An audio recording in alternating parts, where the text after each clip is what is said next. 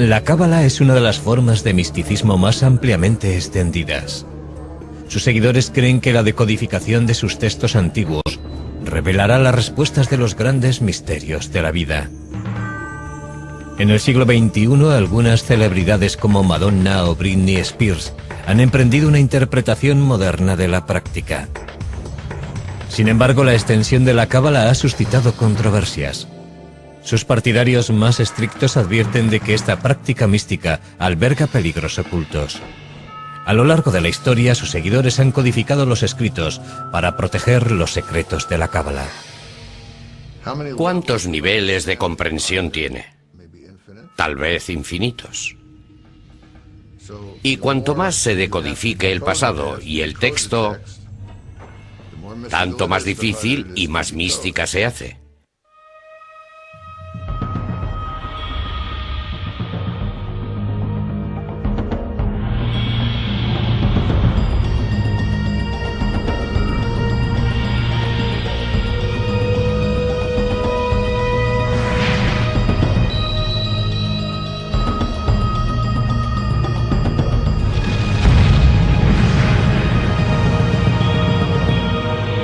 Descifrando la historia.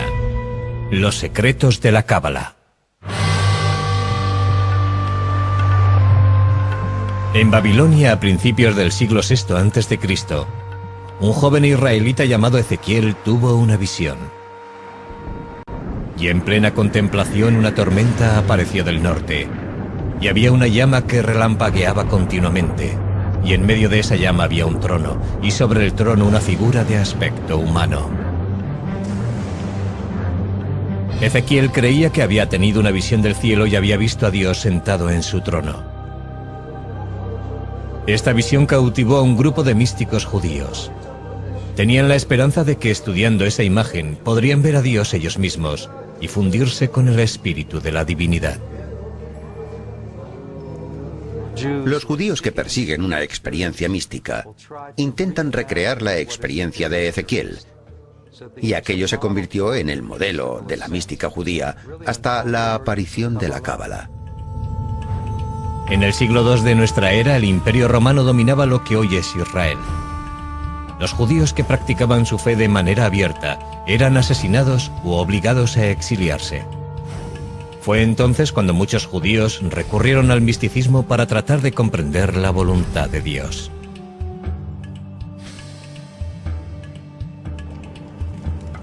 El rabino Simón Bar Yochai fue uno de aquellos hombres que buscaban respuestas. El rabino Simón fue un gran defensor del pueblo de Israel y enseñaba que aquel tenía una intimidad especial con Dios.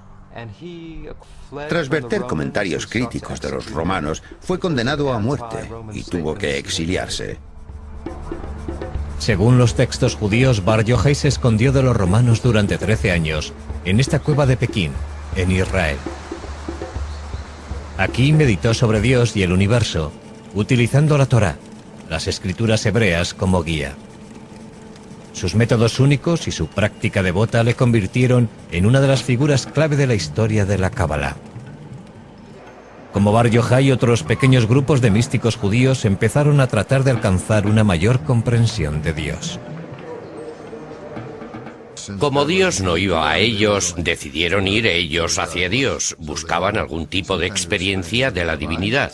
Usaron ciertas técnicas de meditación que los llevaban a una especie de trance hipnótico. Sus actividades se mantienen ocultas. Los místicos advierten de que esta práctica puede ser muy peligrosa para la gente corriente. Antiguas leyendas hablan de novicios que enloquecieron o incluso murieron por no estar preparados para enfrentarse a las poderosas fuerzas espirituales que se desencadenan. Si no eres lo bastante puro y modesto, Dios puede no aceptarte y puede que no permita que se realice ese viaje. Los místicos creen que a través de la meditación pueden alcanzar una visión de Dios como la que experimentó el profeta Ezequiel. En esa visión, la entrada del cielo está bloqueada por una serie de puertas. Los místicos deben atravesarlas antes de alcanzar a Dios. Las entradas están guardadas por ángeles amenazadores que no permiten que los indignos entren en el cielo. Antes de poder avanzar, los místicos deben aprender los complicados nombres de los ángeles y deben repetir cada uno de ellos un número exacto de veces. Los místicos llevaban amuletos que los protegían del poder de los ángeles, y si atravesaban todas las puertas y llegaban al salón del trono, podrían tener la visión. Aprenderían todos los secretos. Los místicos afirman que esos secretos les ayudan a comprender los pensamientos de Dios. Más o menos en la misma época, místicos desconocidos plasmaron un concepto asombroso en un libro que tuvo una gran influencia. El texto es el libro de la creación o Sefer Yetzirah, que describe cómo Dios hizo el mundo utilizando las 22 letras del alfabeto hebreo. Dios habló y dijo, hágase la luz. De modo que está claro que las palabras de Dios fueron el agente de la creación. Pero, ¿en qué lengua habló Dios? Habló en hebreo, por supuesto. Así que las 22 letras del alfabeto hebreo fueron el alfabeto de la creación. Lo que hace el Sefer Yetzirah es tratar de describir cómo Dios creó el mundo de una manera más detallada que el Génesis. Desarrolla la idea de que Dios creó el mundo a través del lenguaje, pero no tanto de las palabras como de las letras individuales, y esto debe entenderse de manera literal. Dios juntó las 3 letras, Aleph, Bet y Nun, para formar la palabra Obam, piedra. De la combinación de esas 3 letras se creó la piedra, y Dios obró de manera similar con todos los objetos del universo, que creó combinando letras y números. Los rabinos creían que las enseñanzas del Sefer Yetzirah eran demasiado poderosas como para que las experimentara la gente corriente, y los detalles del libro se mantuvieron ocultos. Estas revelaciones místicas se transmitieron de forma clandestina durante cientos de años. En el siglo XI, los cruzados emprendieron una nueva oleada de persecución contra los judíos, cuando los ejércitos cristianos intentaban arrebatar Tierra Santa a los árabes. Huyendo de la tortura y la muerte, los judíos se desperdigaron por Europa y el Próximo Oriente, llevando sus tradiciones secretas a sus nuevos lugares de asentamiento. Para el siglo XIII, las enseñanzas místicas se habían extendido en las comunidades judías de lo que hoy son Alemania, Francia y España. El término cábala, que significa recepción en hebreo, se empezó a extender para describir esa práctica. Estamos hablando de un pequeño grupo de profesores y rabinos judíos, personas dedicadas a la vida espiritual, que estaban reuniendo las tradiciones primitivas, desarrollando técnicas de meditación y recreando la imagen de Dios de una manera muy asombrosa.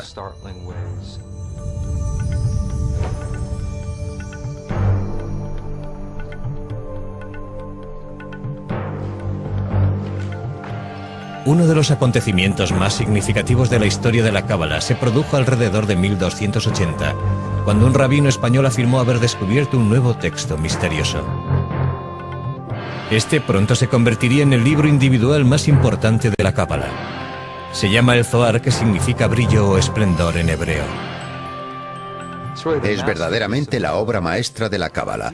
Las ideas del Zohar son muy radicales y asombrosas. Escrito en su mayor parte en arameo, sus páginas están llenas de símbolos arcaicos y lenguaje erótico. La excitación inferior produce una similar excitación superior. El hombre y la mujer se unen, el deseo triunfa, los mundos son dichosos y arriba y abajo reina la alegría. El autor del Zohar sigue siendo un misterio aún hoy en día. Muchos cabalistas piensan que el rabino Simón Bar Yochai recibió la inspiración divina para escribir el Zohar cuando estaba retirado en su cueva en el siglo II.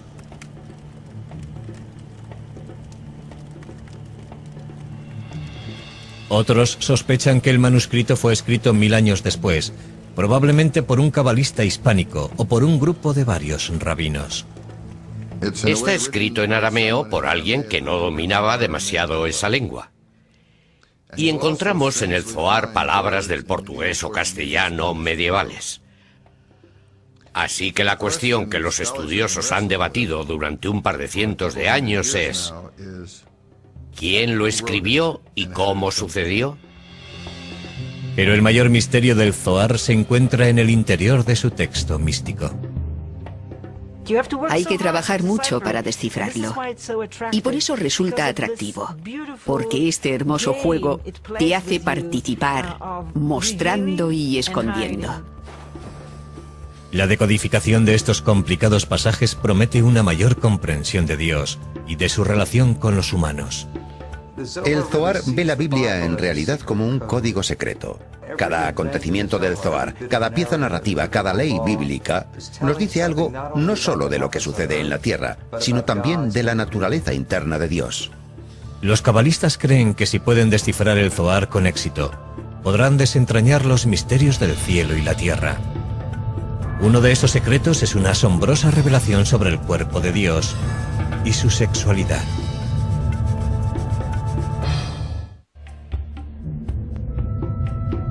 Para el siglo XIII la cábala se había extendido por toda Europa y el cercano Oriente. Pero aunque la cantidad de judíos que estudiaban la cábala crecía, sus secretos permanecieron celosamente guardados.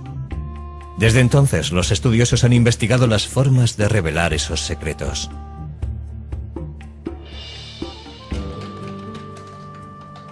En Berkeley, California, Daniel Matt trabaja rodeado de estas copias del Zohar, el manuscrito más misterioso y reverenciado de la cábala. Su estantería está llena de versiones y comentarios en arameo, hebreo, inglés y francés, procedentes de bibliotecas de todo el mundo. Espera poder completar la primera traducción inglesa del Zohar basada en los textos originales en arameo. Este ambicioso trabajo es el más reciente intento de comprender un libro que ha desconcertado a los eruditos durante más de 700 años. Yo no quiero arruinar el misterio de las cualidades extrañamente crípticas del Zohar, pero estoy intentando hacerlo accesible al lector contemporáneo. El Zohar es posiblemente el texto judío más difícil de traducir. La mayoría de sus alrededor de 2000 páginas están en arameo, una lengua antigua que debió de utilizarse para complicar aún más el proceso de decodificación. En la superficie, el Zohar es una novela que sigue al rabino Simón Bar Yochai y un grupo de rabinos en un recorrido por lo que hoy es Israel. Vagan por las colinas de Galilea compartiendo sus enseñanzas secretas y topándose de vez en cuando en su camino con extraños personajes. Los cabalistas creen que la historia esconde pistas que pueden explicar los significados de la Torá, las escrituras hebreas. Repasando el libro del Génesis pueden encontrarse varios ejemplos. Aquí el Zohar le da la vuelta al relato tradicional de que Dios expulsó a Adán y Eva del jardín del Edén. La interpretación del Zohar expresa una creencia revolucionaria, que los humanos pueden dirigir a Dios. El Zohar plantea una cuestión muy radical, la de quién echó a quién del paraíso. Y el Zohar enseña realmente que fue Adán quien expulsó a Dios del jardín. Es como si aún viviéramos en él, pero no nos damos cuenta porque hemos expulsado a Dios. Hemos perdido el contacto con la dimensión espiritual y nuestro reto es recuperar esa conciencia, esa intimidad con la divinidad. Cuanto más ahondan los cabalistas en el Zohar, más crípticas se hacen sus palabras. Tiene un sistema simbólico muy rico. Es un medio deliberado de mantener el Zohar al alcance solamente de las élites.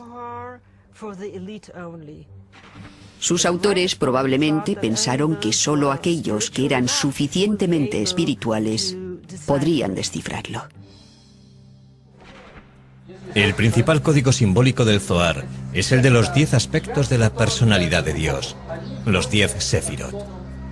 Una interpretación muy popular muestra estas características como un mapa del cuerpo de Dios. Los cabalistas creen que si pueden entender la anatomía de Dios, pueden aprender cómo funcionan sus poderes. Estos dibujos antiguos muestran que el cuerpo de Dios es similar al de los humanos. La parte superior simboliza la cabeza de Dios, que es el origen de la voluntad, la sabiduría y la comprensión. Debajo encontramos los órganos y extremidades, distribuidos simétricamente y que representan el amor, el poder, la belleza, la eternidad y el esplendor. La parte más inusitada del diagrama contiene imágenes de sensualidad. La novena parte de Dios, llamada el fundamento, el falo o la fuerza vital de procreación del universo. Pero según la Sefirot, Dios también tiene componentes femeninos. El elemento final, que suele recibir el nombre de Shejina, representa a la mitad femenina de Dios. Esta imagen ponía en cuestión la antigua visión de un Dios estrictamente masculino. Lo que encontramos aquí por primera vez es que este aspecto femenino, el consorte femenino de Dios, es también divino, es parte de la divinidad.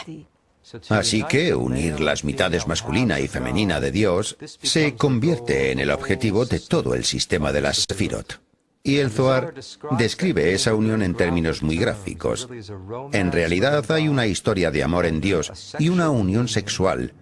Y ese es un elemento muy llamativo del Zohar que probablemente ha provocado una gran atracción en algunos aspectos. Este complicado sistema apoya la enseñanza cabalística de que los humanos afectan a Dios. Los estudiosos del Zohar creen que los actos humanos unen las partes masculina y femenina de Dios. ¿Cómo se unen las dos mitades de Dios? Por medio de la virtud humana, por el amor al prójimo, socorriendo a los pobres, guardando el Sabbat. Por medio de variadas órdenes rituales e intemporales, uno puede unir esas dos mitades de Dios. Podría decirse que así es como realizamos el potencial divino en el mundo. La idea de que Dios depende de los seres humanos choca con la creencia tradicional que lo ve como un soberano omnipotente. Nosotros, y esta es, en mi opinión, una idea extraordinaria de los cabalistas, tenemos la capacidad de alimentar a Dios, de influir en Él a través de nuestros sagrados actos. Y podemos influir en la disposición divina y favorecer que el flujo de la gracia divina llegue al mundo. Pero en esta relación los pecados humanos provocan el desequilibrio. En este caso, las fechorías humanas, las conductas poco éticas y las maldades de los hombres aumentan el mal cósmico y, de alguna manera, arruinan la armonía de Dios y estimulan el crecimiento del mal en el universo. Otra idea revolucionaria que encierra el Zohar es que incluso un insignificante verso de las Sagradas Escrituras puede revelar cómo piensa y actúa Dios. En el Zohar se lee la Biblia, no solo como una historia sobre los seres humanos, qué es lo que les sucede a estos, sino también como en un nivel místico, como la expresión de lo que sucede en la vida interior de Dios. Según el Zohar, los personajes humanos son metáforas de los pensamientos y las acciones de Dios. La cualidad del amor desinteresado, por ejemplo, se asoció a Abraham en la Biblia. De modo que todas las referencias a las acciones de Abraham deben verse como referencias al papel del amor desinteresado en el mundo. El Zohar también estudia los acontecimientos bíblicos en busca de significados El ocultos. diluvio, según la Cábala, se está produciendo ahora. Si aún no sabes que el diluvio se está produciendo, es que te estás ahogando y no lo sabes. Y otros varios símbolos de caos y destrucción de la Biblia son vistos por los cabalistas no como cosas pasadas, sino como acontecimientos que se están dando ahora.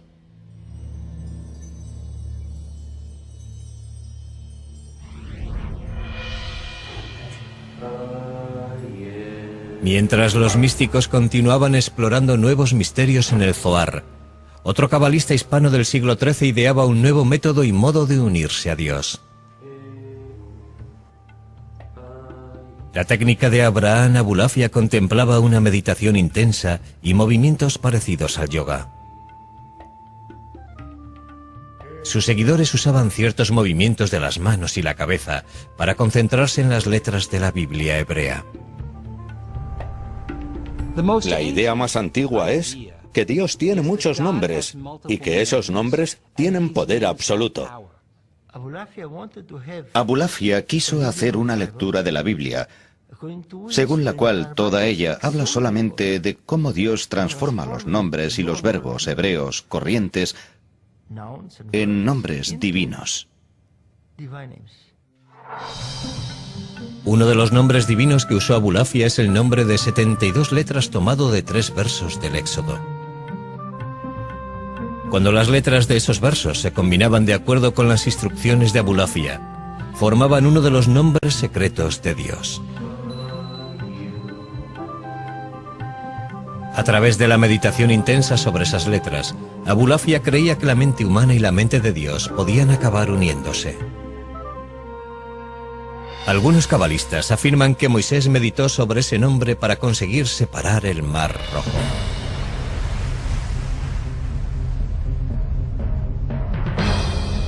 En la época de mayor poder de la Inquisición española, los reyes Isabel y Fernando declararon que todos los judíos debían convertirse al cristianismo o serían expulsados. A lo largo de 1492, más de 100.000 judíos tuvieron que salir de España. Una vez más, la persecución religiosa favoreció la expansión de las enseñanzas de la Cábala. Un siglo después, muchos cabalistas usarían sus técnicas para atraer la llegada del Mesías prometido.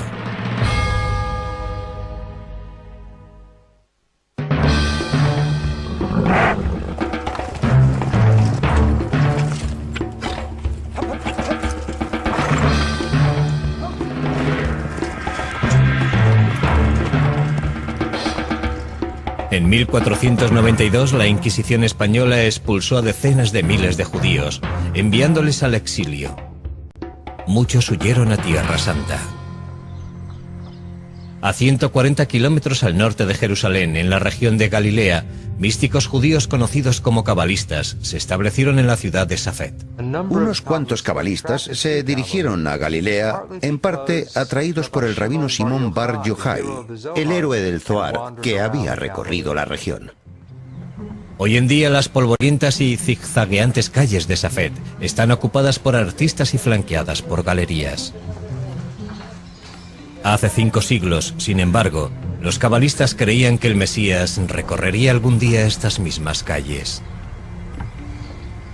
En una de las escrituras se dice que cuando el Mesías venga a Jerusalén, aparecerá en primer lugar en Galilea, de modo que querían ser los primeros en verlo. El texto místico conocido como el Zohar enseña que el buen comportamiento aumenta los poderes de Dios sobre la tierra. Basándose en esa filosofía, los cabalistas esperaban que una vida de santidad pudiera atraer la llegada del Mesías.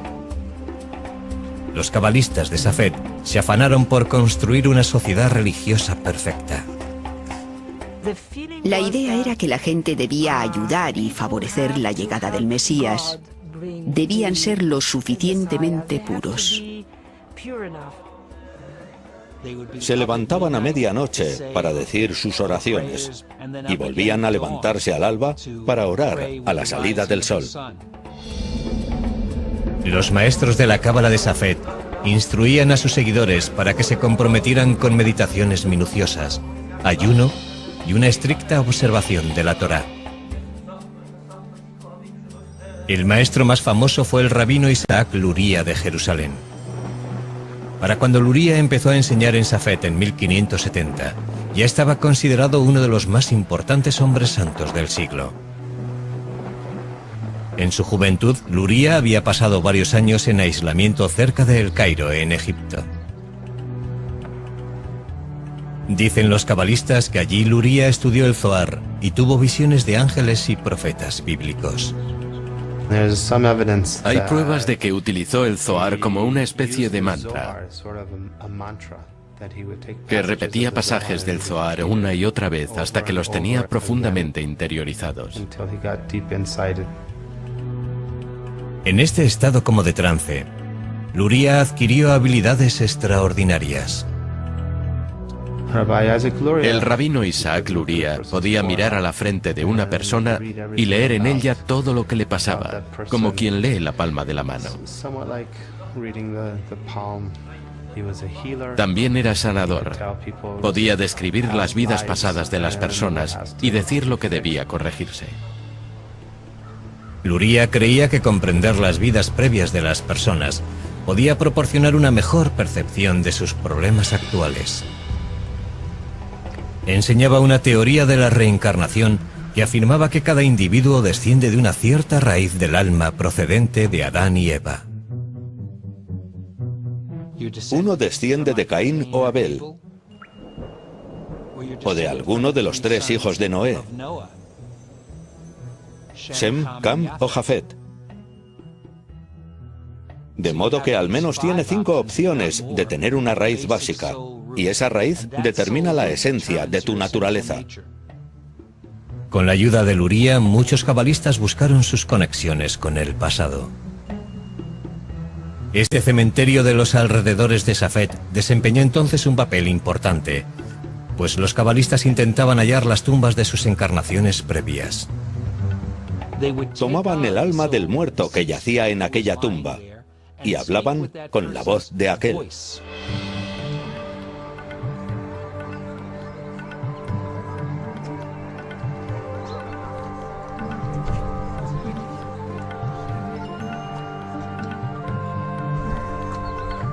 Los rituales funerarios y las peregrinaciones continúan aún hoy en día en los alrededores de Safed.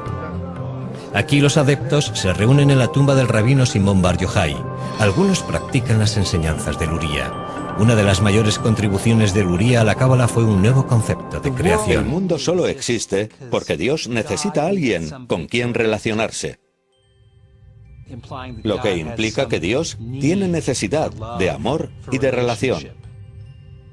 Luria enseñaba que el primer acto no fue una creación, sino en realidad una retirada. Podría decirse que Dios se retiró en todas direcciones de un punto central, creando una especie de vacío, un punto vacío dentro de Dios. Según Luria, ese vacío dio espacio a Dios para crear el mundo.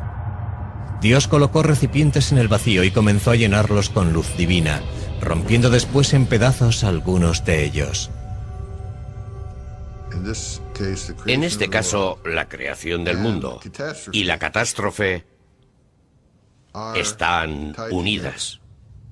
No puede haber creatividad sin que haya destrucción al mismo tiempo. Luria explicaba que las chispas de los recipientes hechos añicos cayeron a la tierra. Todas las cosas que Dios creó contenían una de estas chispas divinas. Según Luria, los humanos pueden hacer que estos fragmentos de espíritu divino se vuelvan a reunir con Dios a través de las buenas obras. Nuestras obras pueden reparar el mundo superior, y cuando todas esas chispas estén restauradas, uno obtiene la redención mesiánica. En 1572, cuando Isaac Luria murió de una peste, muchos cabalistas temieron que su muerte fuera un castigo por haber revelado secretos prohibidos. Fue un revés para las expectativas de redención. Desde entonces, Safed languideció hasta finales de siglo.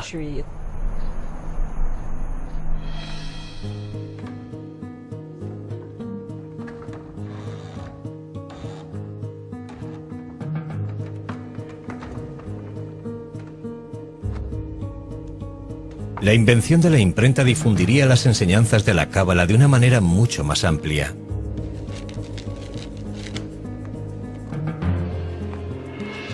Para la época de la muerte de Luria, ya había a disposición del público muchas copias del Zohar y de diferentes manuscritos de Safed. La Cábala parecía haber salido por fin de su refugio oculto. Para el siglo XVI, las ideas místicas de la Cábala habían alcanzado la mayor parte del mundo judío. Los seguidores la practicaban en toda Europa, el norte de África y el Próximo Oriente. En el siglo siguiente la cábala se extendería como un reguero de pólvora, pero en las manos equivocadas, sus enseñanzas tendrían consecuencias desastrosas.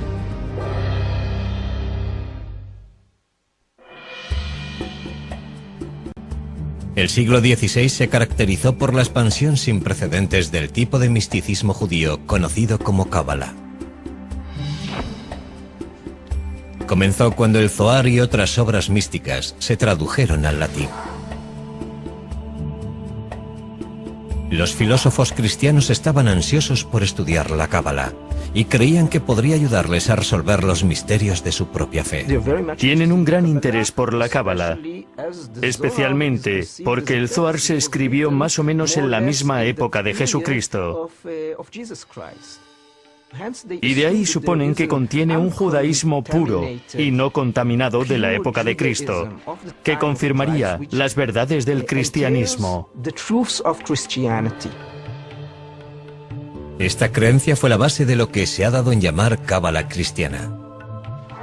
Los pensadores del Renacimiento también usaron la cábala para comprender las obras de Pitágoras y Platón, cuyas filosofías reflejaban aspectos del misticismo judío. Algunos eruditos afirman que el filósofo Gottfried Leibniz, que inventó el cálculo, e incluso Isaac Newton estudiaron ideas cabalísticas. Yo no afirmaría que la ciencia moderna está basada en la cábala, pero sí es verdad que las personas que crearon la ciencia y la filosofía modernas tenían gran interés en ella. Mientras, la cábala estaba siendo estudiada también por dos hombres que inadvertidamente provocarían una de las mayores catástrofes de la historia de la cábala. Sabetay Zevi nació en Izmir, actual Turquía, en 1626. En su juventud, Zevi padeció repetidas pesadillas sobre ataques demoníacos y recurrió al Zohar en busca de respuestas. Sabetay Zevi era en apariencia un brillante joven, pero problemático, que sufrió una crisis maníaco-depresiva a los 40 años. Los estudiosos piensan hoy que Zevi alternaba estados de depresión profunda y euforia maníaca. El clímax llegó cuando concertó un simulacro de matrimonio entre sí mismo y un rollo de la Torá. La naturaleza de su aflicción le llevaba a violar periódicamente los mandamientos de manera pública, y por ello era expulsado de la comunidad en medio de un gran escándalo. Desterrado de varias comunidades judías del Imperio Otomano, Zevi huyó a Jerusalén, donde anduvo vagando por las calles recitando cantos cabalísticos. En 1665 Zevi conoció a Nathan de Gaza, un joven estudiante de la cábala. Ambos pasaron varias semanas juntos recorriendo lo que hoy es Israel. Con el tiempo, Nathan acabó convenciéndose de que Zevi era el Mesías. Así Nathan proclamó que el Mesías había aparecido.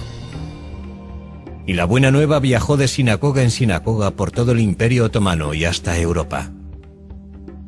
Para 1666 todo el mundo judío estaba cautivado por la llegada del Mesías. Sabetay Zevi era un maníaco depresivo, pero era un maníaco depresivo muy carismático que reunió a un montón de gente a su alrededor. Otras personas pensaron que el tiempo había madurado y que aquello debía de ser lo que estaban esperando.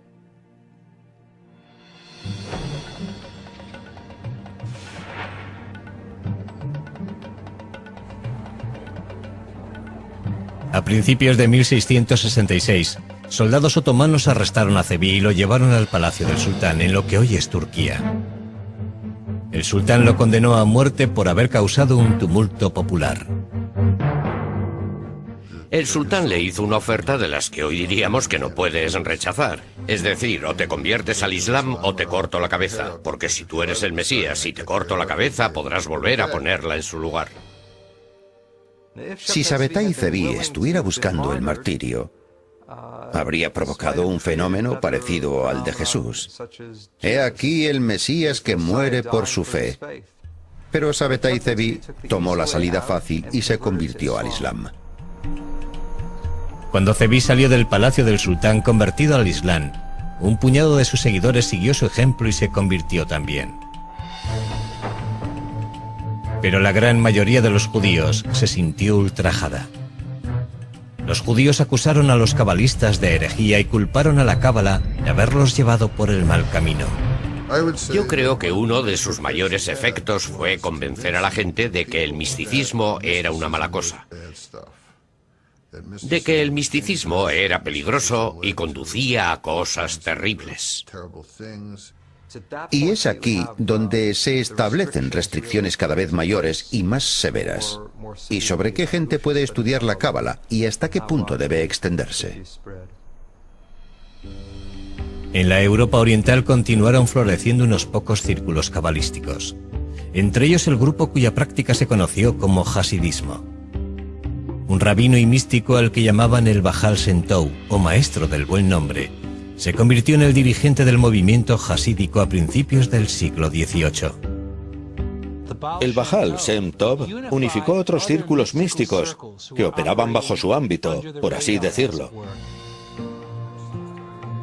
Mientras que la cábala de los primeros tiempos estaba reservada para unos pocos selectos, el hasidismo tomó elementos de la cábala y los hizo accesibles a la gente corriente. Al contrario de la estricta meditación y estudio que exigía la cábala primitiva, el hasidismo subrayaba la celebración del Dios en la vida cotidiana.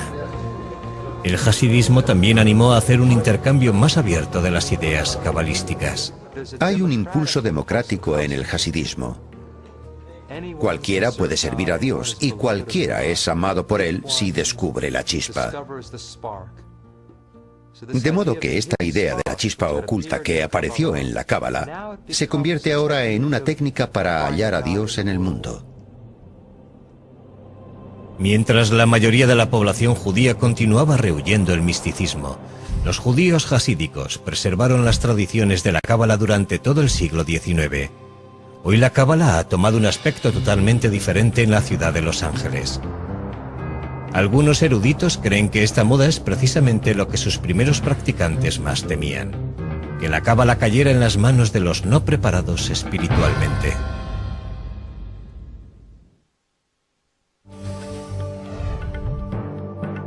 La cábala consiguió una gran popularidad por primera vez a finales del siglo XVII.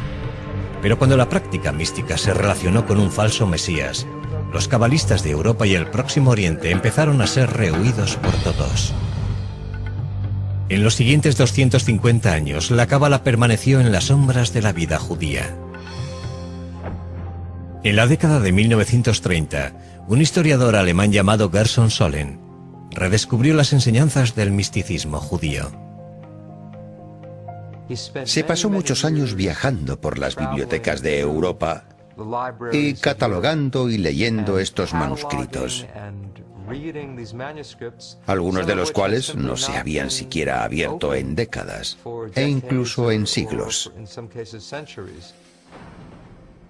Podría decirse que hizo que este material fuera accesible al mundo occidental. Cuando el Tercer Reich de Hitler extendió el terror por toda Europa, los judíos se encontraron tratando de entender la persecución, tortura y muerte a la que su gente tenía que enfrentarse.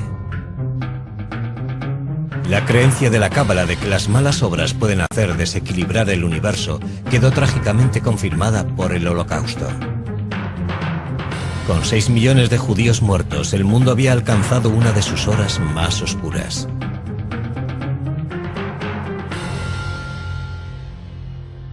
Sin embargo, los judíos y los cabalistas tenían también la esperanza de que el mundo podía ser corregido. En tiempos de crisis, en tiempos de sufrimiento en el que la gente trata de mantenerse en pie y satisfacer sus necesidades de orden, de comprensión y de realización, el misticismo puede proporcionar algunas respuestas a todo ello. En la década de 1960, la contracultura norteamericana exploró nuevos modos de acercamiento a la religión.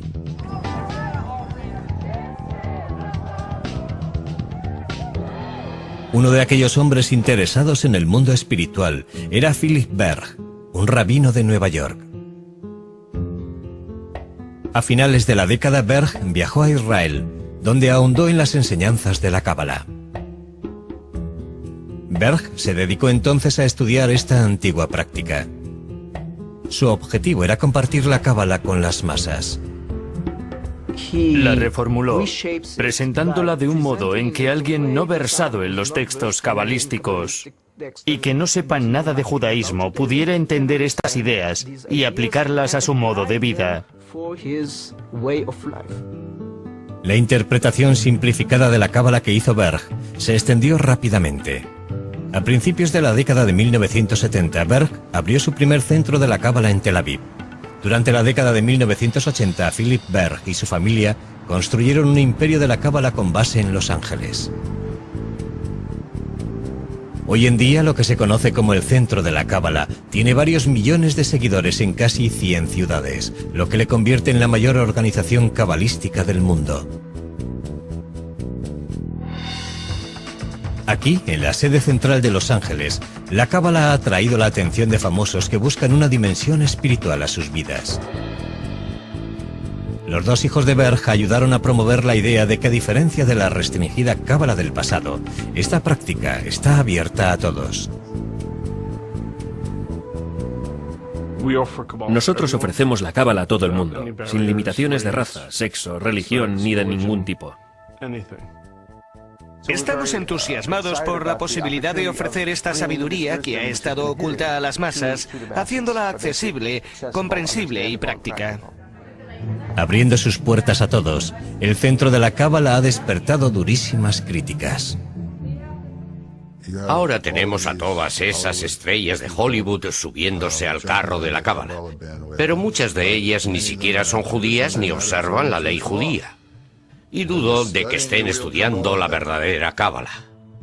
Suelen decir cosas como, aquí hay un nombre sagrado, o una práctica santa, que puede darte cierto poder cabalístico.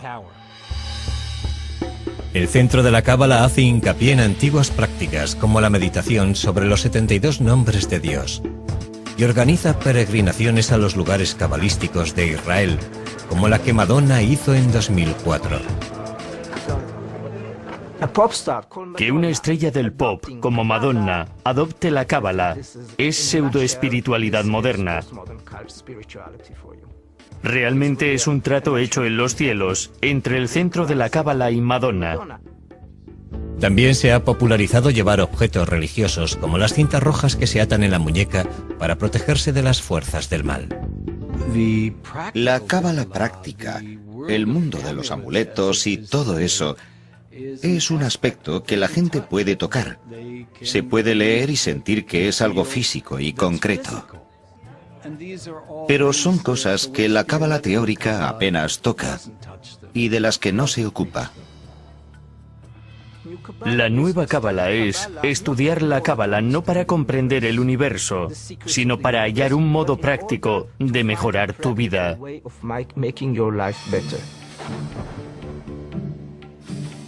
La decodificación de la cábala ha sido un viaje místico muy complejo durante miles de años. Y la búsqueda del control de sus secretos sigue hoy en día. Creo que hay una lucha por la posesión del conocimiento cabalístico, por ver quién está en posición de interpretarla y explicar su valor y significado al mundo moderno.